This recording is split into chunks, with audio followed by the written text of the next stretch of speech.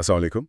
آج ہمارے پاس ڈاکٹر فرحت ہاشمی کی ایک بڑی دلچسپ ویڈیو کا مواد ہے۔ موضوع یہ ہے کہ انسان خود کو جادو یا دوسرے جو منفی اثرات ہوتے ہیں ان سے کیسے بچا سکتا ہے۔ جی اب یہ ایک ایسا موضوع ہے جس پر آپ جانتی ہیں بہت بات ہوتی ہے، لیکن معلومات اکثر بکھری ہوئی ہوتی ہیں۔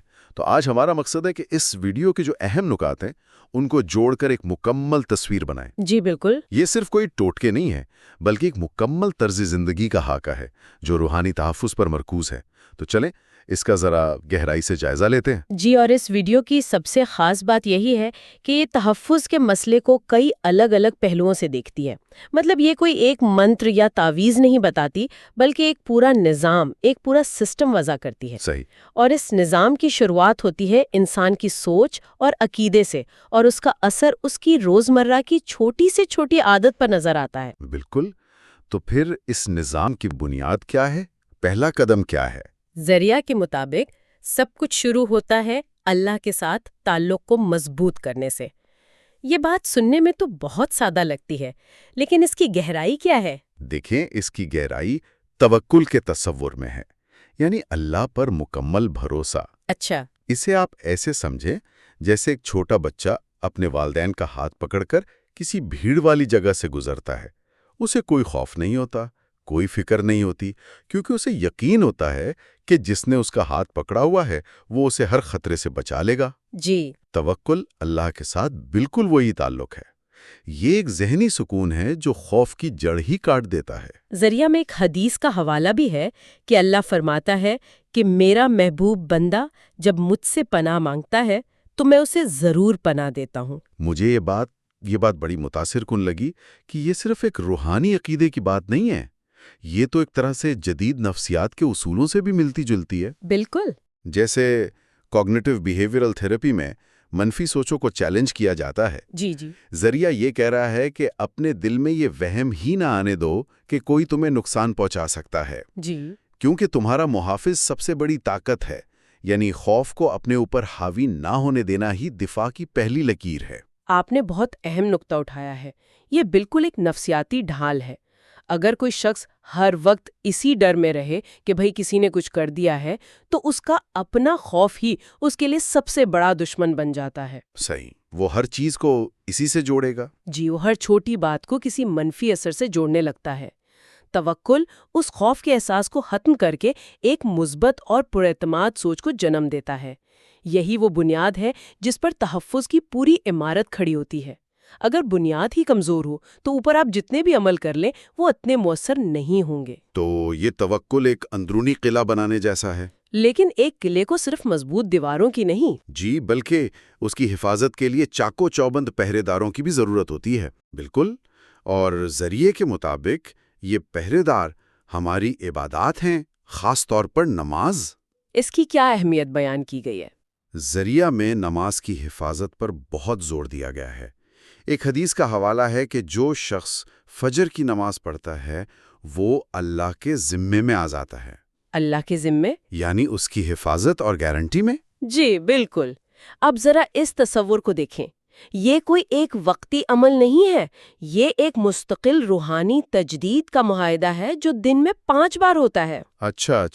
ہر نماز پچھلی نماز سے اگلی نماز تک کے لیے ایک حفاظتی حصار قائم کرتی ہے۔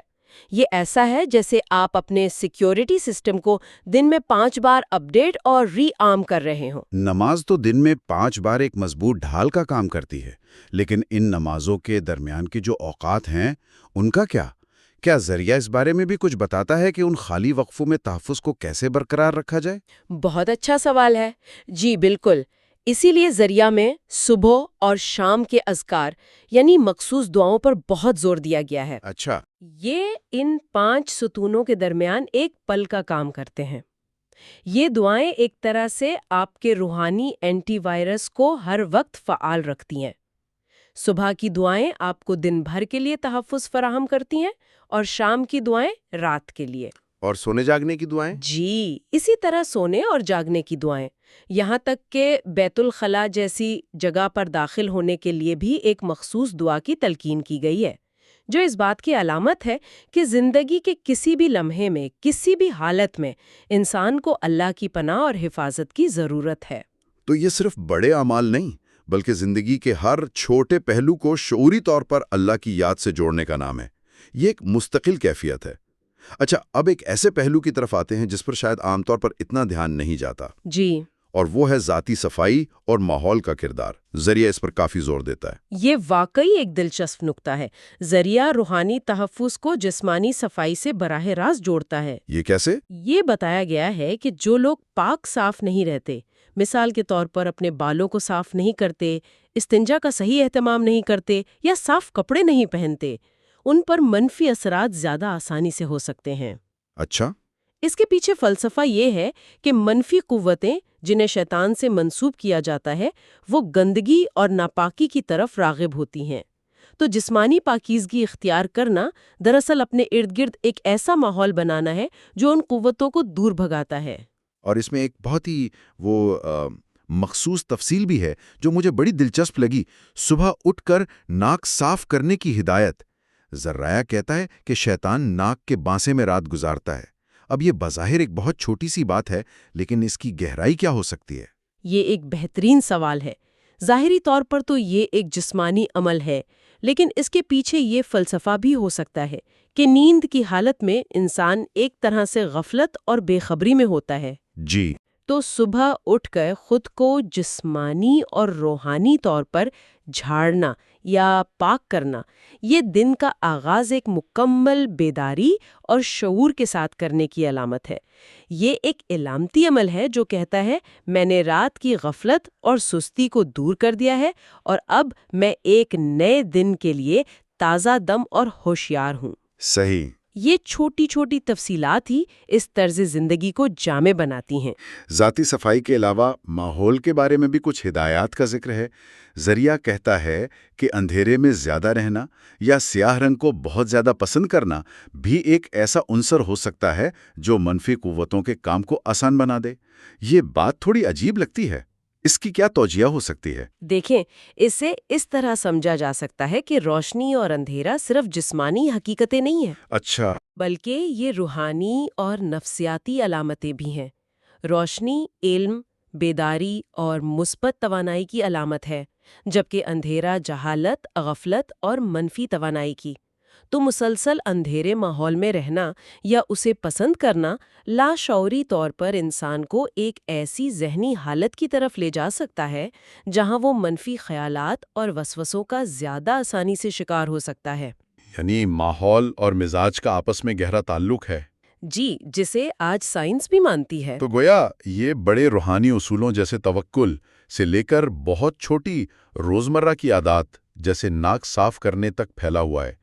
یہ ایک مکمل نظام کی طرح لگتا ہے جہاں ہر چیز دوسری سے جڑی ہوئی ہے۔ بالکل۔ اس نظام میں ایک اور اہم کڑی بسم اللہ کا ذکر ہے جو تقریباً ہر کام سے پہلے پڑھی جاتی ہے۔ جی، اور یہ شاید اس پورے نظام کا سب سے عملی اور سب سے زیادہ دہرایا جانے والا حصہ ہے۔ ذریعہ میں اس پر بہت تاکید کی گئی ہے۔ بتایا گیا ہے کہ جس کام سے پہلے بسم اللہ پڑھ لی جائے، شیطان اس میں داخل نہیں ہو سکتا یا اس میں شریک نہیں ہو سکتا۔ یہ تو ایک بہت طاقتور تصور ہے۔ جی، یہ ایک طرح کا روحانی پاس ورڈ ہے جو آپ ہر عمل سے پہلے داخل کرتے ہیں تاکہ اس عمل کو منفی مداخلت سے محفوظ کر لیا جائے۔ اور اس کی مثالیں بھی بڑی عملی دی گئی ہیں۔